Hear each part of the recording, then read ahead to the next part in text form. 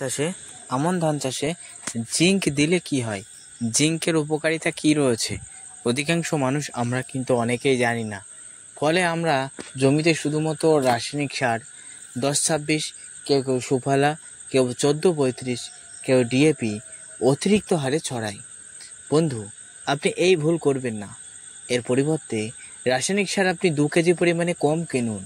তার পরিবর্তে আপনি 1 কেজি পরিমাণে হলেও জিঙ্ক সালফেট সারের সাথে মিশ্রিত করে ধানের জমিতে প্রয়োগ করুন। এতে আপনার ফলন অতিরিক্ত হারে বাড়বে। হ্যাঁ বন্ধু, এগুলো একটা মাইক্রোনিউট্রিয়েন্ট যা মাটির ভিতরে থাকা সমস্ত রকম রাসায়নিক সারকে গাছের প্রয়োজনীয় খাদ্যরূপে গ্রহণ করতে সাহায্য করবে। যেমন বন্ধু, আপনার মাটিতে যদি প্রচুর হারে নোনা, অম্লতা ইত্যাদি সৃষ্টি হয়ে থাকে, ঠিক তেমনই সেখানে রাসায়নিক সার যদি ব্যবহার করেন, আরও অতিরিক্ত পরিমাণে অম্লতা সৃষ্টি হয়। যেমন আপনার যদি প্রচুর হারে গ্যাসের সৃষ্টি হয়, পেটের সমস্যা হয়, আপনি ভালো মন্দ প্রচুর খেয়েছেন, তার ফলে গ্যাস সৃষ্টি হয়েছে, আবারও যদি আপনি ভালো মন্দ খান এবং গ্যাসের ওষুধ যদি না খান, তাহলে কিন্তু আপনার প্রচুর হারে পাতলা পায়খানা এবং অন্যান্য সমস্যার সৃষ্টি হবে, হাসপাতালে পর্যন্ত ভর্তি করা লাগতে পারে। ঠিক তেমনই রাসায়নিক সার জমিতে অনবরত ব্যবহার করার ফলে মাটি অ্যাসিডের সৃষ্টি হয়। রাসায়নিক সার ব্যবহার করলেও কাজ হয় না। এমনকি যে সমস্ত জমিতে কাজ হয়, সেই সমস্ত জমিতেও রাসায়নিক সারের ফলে তার ক্ষমতা, মাটির ক্ষমতা হারিয়ে পড়ে। তাই সেখানে যদি আমরা সারের সাথে মিশ্রিত করে জিঙ্ক সালফেট প্রয়োগ করতে পারি, মাটির অম্লতা কাটিয়ে সেখানে মাটির পুনর্জীবন ফিরিয়ে রাসায়নিক সারকে কাজে লাগাবে।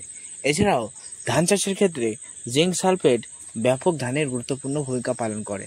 1 নম্বরে জিঙ্ক সালফেট ধানের পাতাকে কালো করে।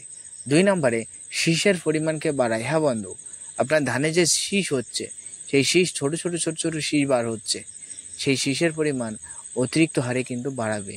কে বাড়াবে? জিঙ্ক এবং সালফেট। এবং সেই সঙ্গে সঙ্গে ধানের থোরকে মোটা করতে এ ব্যাপক হারে সাহায্য করবে। রোগ প্রতিরোধ ক্ষমতার হাত থেকেও গাছকে বাড়াতে সাহায্য করবে, গাছ শক্তিশালী হয়ে থাকবে। তাই আপনাদের প্রত্যেকের কাছে রিকোয়েস্ট, বিশেষ করে ধান চাষের ক্ষেত্রে ধানে যদি উচ্চ ফলন পেতে চান, ধানের শীষের মাত্রা যদি অতিরিক্ত বাড়াতে চান, তাহলে আর দেরি করবেন না, আজই ক্রয় করে নিয়ে আসুন যে কোনো কোম্পানির জিঙ্ক সালফেট। ইফকো কোম্পানির, মহাবীর কোম্পানির, বাসুদেব কোম্পানির, এছাড়াও নানান কোম্পানির, কিন্তু বাদশা কোম্পানির নানান কোম্পানির জিঙ্ক সালফেট পাওয়া যায়।